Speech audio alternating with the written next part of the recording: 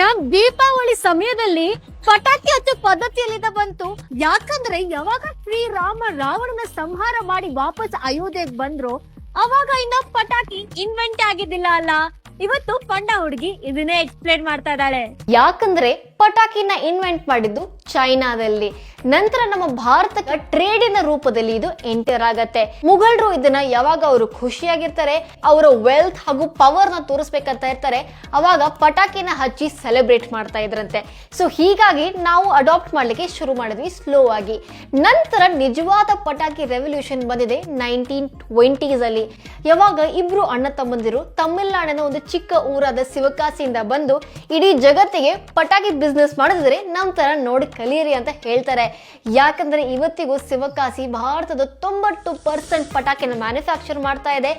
6,000 ಕೋಟಿ ವಾರ್ಷಿಕ ಆದಾಯ ಆಗಿದೆ. 1000ಕ್ಕಿಂತ ಹೆಚ್ಚು ಫ್ಯಾಕ್ಟರೀಸ್ಗಳಿವೆ ಮತ್ತು ಬಹು ಮುಖ್ಯವಾಗಿ 8 ಲಕ್ಷಕ್ಕಿಂತ ಹೆಚ್ಚು ಜನ ಡೈರೆಕ್ಟ್ಲಿ ಆರ್ ಇಂಡೈರೆಕ್ಟ್ಲಿ ಈ ಫೈರ್ ವರ್ಕ್ಸ್ ಬಿಸ್ನೆಸ್ ಇಂದ ಅಸೋಸಿಯೇಟ್ ಆಗಿದ್ದಾರೆ. ಸೊ ಹೀಗೆ ನಾವು ಭಾರತೀಯರು ಯಾವುದೇ ತರಹದ ಖುಷಿ ಸಂದರ್ಭ ಅಂದ್ರೆ ಮದುವೆ ಆಗಿರ್ಲಿ ಅಥವಾ ದೀಪಾವಳಿ ಅಂತ ಹಬ್ಬ ಪಟಾಕಿನ ಹಚ್ಚಲಿಕ್ಕೆ ಪ್ರಾರಂಭಿಸಿದ್ವಿ.